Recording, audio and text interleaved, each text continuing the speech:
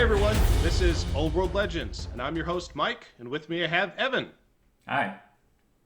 All right, so Evan, this is our first video together to kind of get our channel going. Pretty excited. Take us a little while to do this.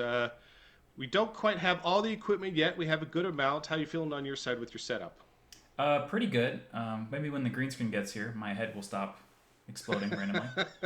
But that's okay. But anyway, we're not here to talk about equipment today. What we're doing is we're fans of Warhammer: The Old World. In case you didn't notice, with the awesome map behind us and such, and our group, our community, OWL for short, but standing for Old World Legends, is a group that I spun up about a year or so ago when we got excited and heard about that Old World was coming back, what used to be Warhammer Fantasy, but is now relabeled as the Old World. And from that, I said, that's it. I'm in. Let's do this.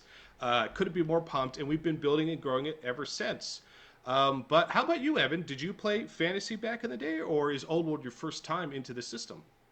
I played fantasy from the age that I was about 9 years old. I walked into a Ooh, games workshop, and I was actually there looking for Lord of the Rings miniatures. But nice. the first thing I saw when I walked in the store was these orcs and goblins versus the Empire. It was the 6th edition starter set. Yeah. Um, and I always remember the orcs and goblins were painted yellow and black, and it was so colorful and intoxicating. And it was basically just like crack for a little kid, where I need to buy this and I need to do this. And I just had, I don't know, 15 different starter sets in all various ways of disrepair within a year or so. I love it. Well, I remember, I forget when I started specifically, I think, but I started around third edition, sometime when third edition was out. And I remember as well going into a Games Workshop store. My mom had actually found one in a mall, believe it or not. But this was actually in England, so this is a while ago. Mm. And I was a little younger then. Let's not age me just yet. But we walked in, blown away by the store, by the excitement, the community inside. I remember getting drawn to, what do you do when you go inside? Oh, which one, do you want to, or you get drawn to? And it was the undead that actually sucked me in at the time, and bought a box of skeletons and a skeleton chariot back in the day, long before Tomb Kings were a thing. Mm. Didn't know I needed to buy glue.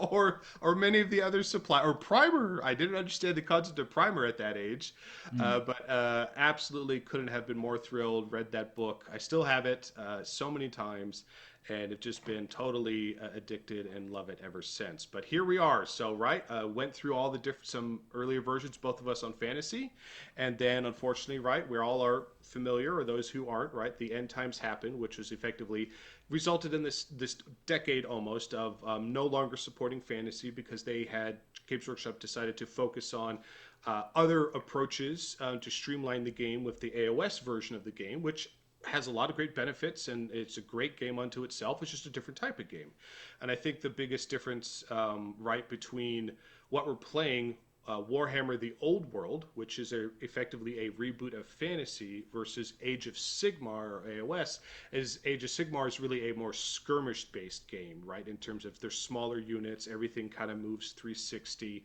Beautiful models, right? And they've improved the rule set quite a bit over the years, and they've done a lot of things there. But there's just something different about the rank and flank, amassing your army on the battlefield that Old World brings to the table, literally. Mm. That the other Games Workshop's games, I love and play a lot of them, from Blood Bowl to 40K to Age of Sigmar, fantastic games. But the Old World just scratches a different itch that those games don't. What's it like for you, Evan? I mean, I know we've talked about this a bit before. Well, I'm just in love with the way that you have units ranked up, and it's more about what they're doing as a group than any individual. The big difference Mm, between old world model designs and the AOS model designs is that every individual AOS model is a hero. He's making a heroic pose, he's stabbing an enemy, or he's waving a flag, and they're meant to be looked at from all sides. But old world models themselves are designed to be put together in a brick and to be an effective force as like in unison. They form a shield wall, or they form, a wall of knights that are about to crash into the enemy. And that's yeah. something that's just so it's very easy to imagine in your head.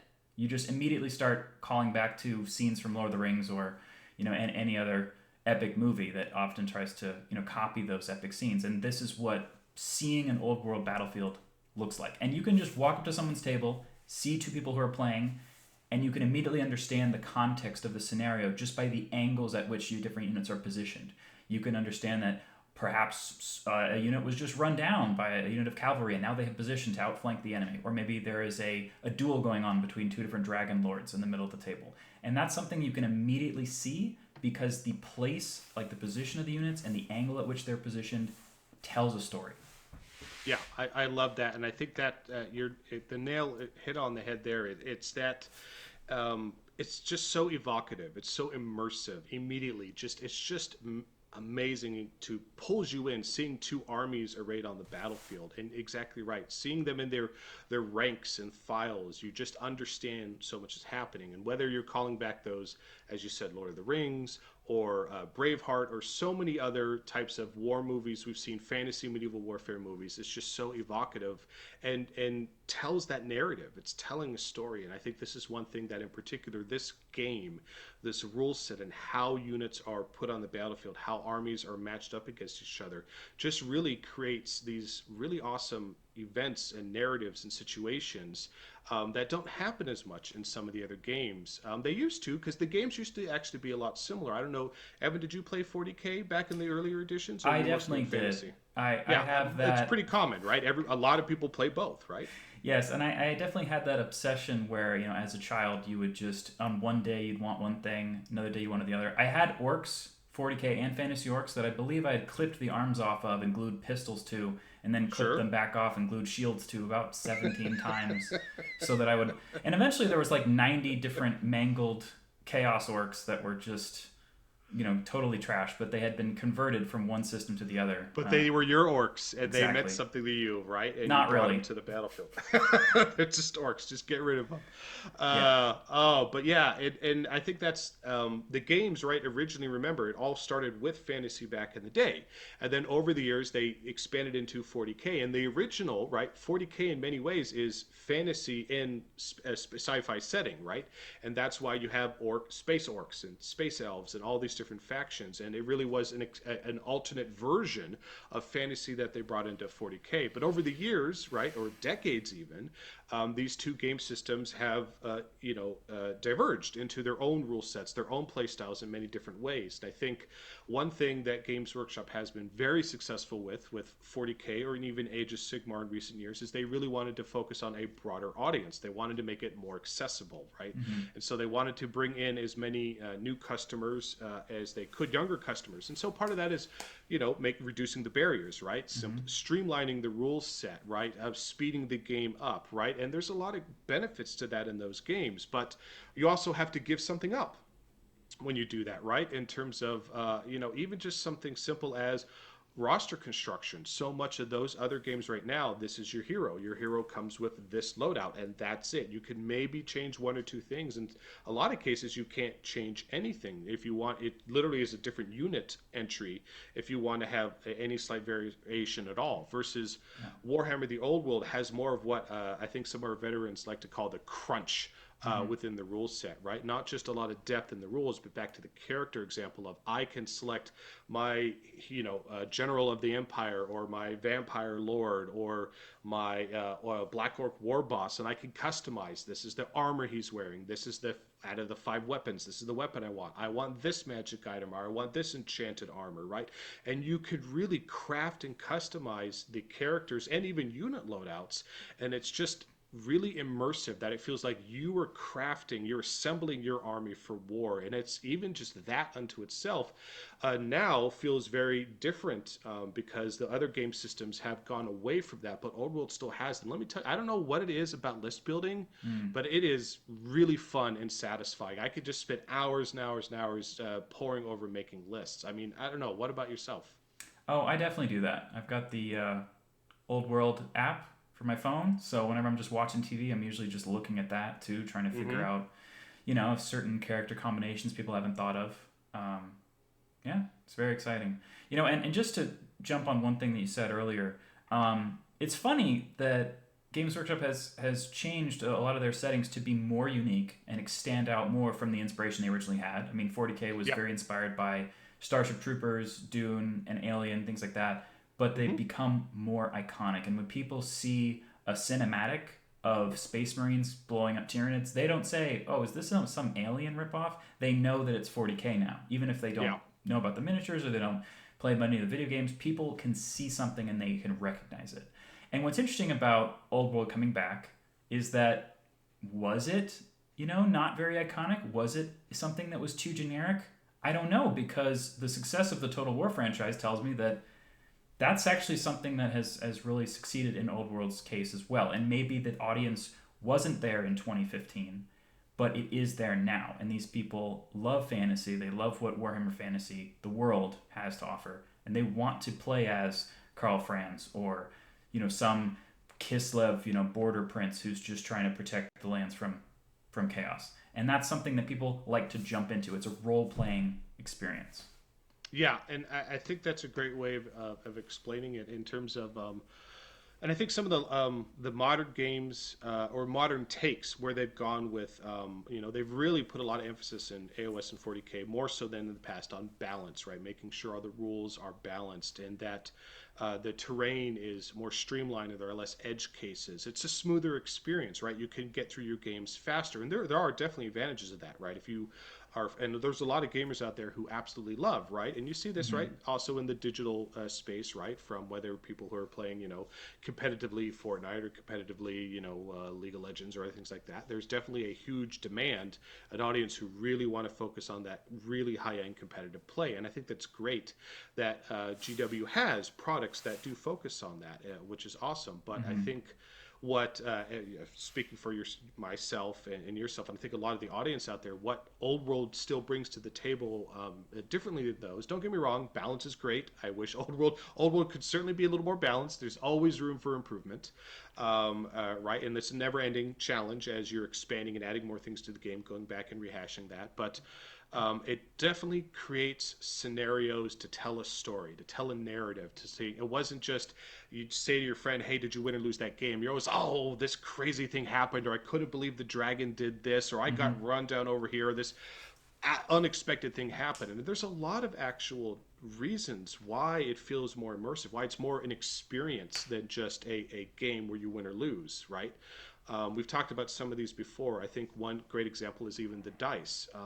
And 40K in AOS, you roll a lot more dice for your attacks, and a lot of those dice you re-roll a lot of those dice. So effectively, just law of averages, you're going to get more consistent results. So a Well, it lot of reduces the variance, right? Thank you. Yes, that's right. Reduce it because you're just rolling so many more and re-rolling them. So you can almost guarantee what the results are something going to be before you even roll any dice at all. But on Old World side, you're rolling fewer dice with your attacks, and there's very few rerolls in the game at all. So suddenly, if I charge in with my big cavalry unit, bam, and I smash into someone else's brick or a dragon or something, and I roll 8 attacks, right? Maybe 10 attacks. It's not a huge number, right? And those won't typically hit on 3s or 4s, and there are no rerolls. Suddenly, I roll that 1 1 2 2 2, and my knight unit is in big trouble, right? And you can get these really exciting swings where it never feels like you're truly out. So often, it's like, well, there's always a chance. Actually, there's always a really good chance that some heroic unit could turn the tide unexpectedly, or they stood their ground versus that dragon, right? Or they did dispel that, level 5 wizard. And just these exciting cinematic moments can happen in Old World all the time.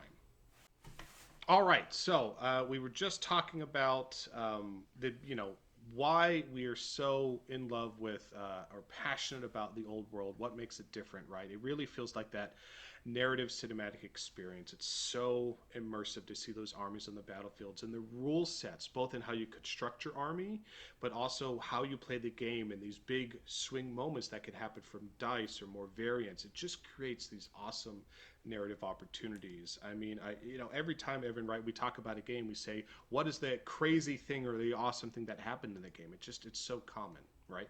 Yeah. Yeah, I was playing a game on Friday night with my friend, and I was trying out my Ogre Kingdoms that I just finished, not finished, just finished getting ready to be played. And the first turn, I had 2 Saber Tusks who just failed an impetuous test and had to charge a bunch of chosen Chaos Knights. And I was just like, well, this is going to ruin everything because now they're charging and they're going to get murdered. And then the Chaos Knights are going to overrun in my own turn and set him up for a point blank charge on his turn. Not ideal. No. And this is something that only happens in a game where there is such a thing as impetuous, where sometimes your units do things you didn't necessarily want them to do. But it's really funny because when you're playing ogres, you know, you don't have a lot of brains going on. It's just thump. But that's okay. Yeah. Oh, and I love those rules, and there are so many of them that just add flavor and personality to the units. Right? They're not. It's far less the stats in the old world and far more about what are the special rules that this unit has that make them feel like the theme, like the narrative of what you wrote or read about how this unit's supposed to behave. And I think they capture that really, really well.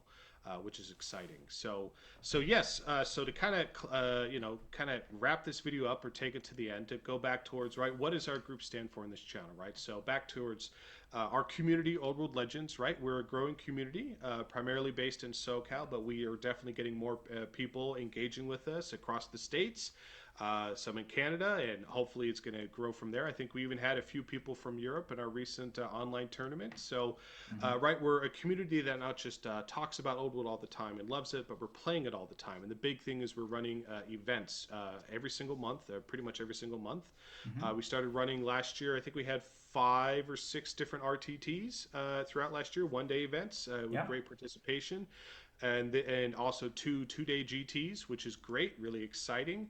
And then this year, 2025, we're looking to expand that with some more events, partnering up with other people. And a big focus this year, too, is we're starting to go around different areas in SoCal in particular, right? Yeah. Not just in the Orange County area, but going to San Diego. We just had a larger 24-person event there. We're going to go to Riverside later. We're going to get up to LA, right? And it's just expanding the community and bringing people together. And there's kind of 2 big things we're really focused on with Old World Legends. One of those things in particular is event terrain. That's a big passion of mine in our group, and it's making sure that each one of our tables is unique and special. And our objective from day one was we are going to make the best event terrain in the world. And that has been a huge driving factor of people should be blown away when they see our tables, because in my opinion, the terrain is the third player. And it makes such a huge impact. It's just so immersive when you rock up to a table and it's, a chaos waste, or it's a Bretonian, grassy field, or so many different versions of that. It takes a lot of time, a lot of energy, and quite a bit more money, but I'm really excited by the tables we've been making. What's been your experience with them? I find that you're totally right, that it definitely takes away from all the effort you put into your army if there's not that level with the terrain. I do that for my own sake. I have a couple of actual terrain boards made out of foam with like carved hills, with full on Zorp level terrains, carved into it, because I didn't want to just have fleece mats at home, and that's incredibly impractical. They're very hard to store. Because they're 4 foot by 3 feet, and no box in the universe is that size, so you can't put them in anything. No. I tried a mattress holder for a while to hold on.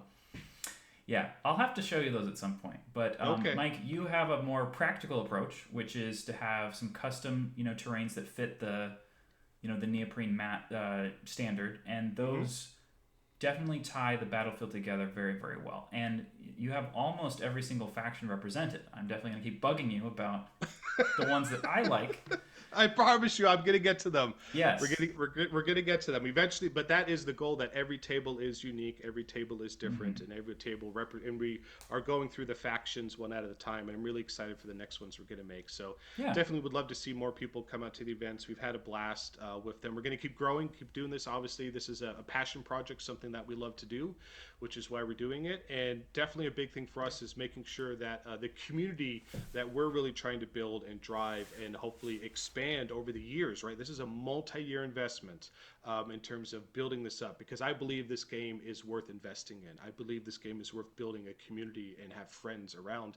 And I think it's just going to keep growing and growing and growing over the years to come. And I can't wait for what that happens. So Yeah. that's what we're really working towards. And it's building that. It's not so much about, being that best general and I won all my games and I maxed all my points. It's just walking away from a weekend with a whole bunch of friends, having a great time. You won some games, you lost some games, but you had some great stories and you're able to laugh and cry at the same time and just talk about how much fun this game is. Yeah.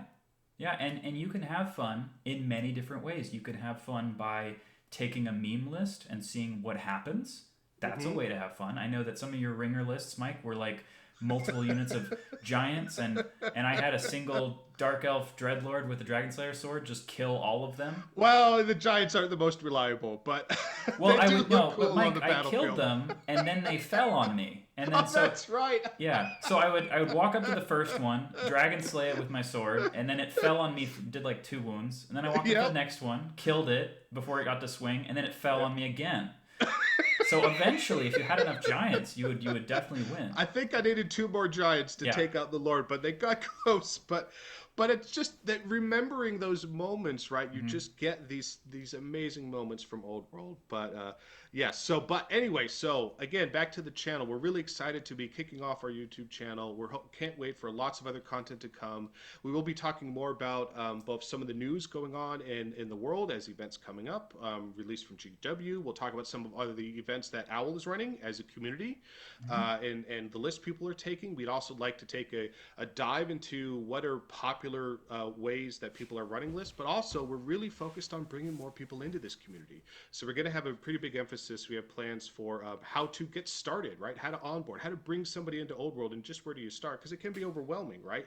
And the most important thing is we want to get more friends in here. We want to grow this community. We want to make it as accessible as we can so people can join us with what we think is a really special game.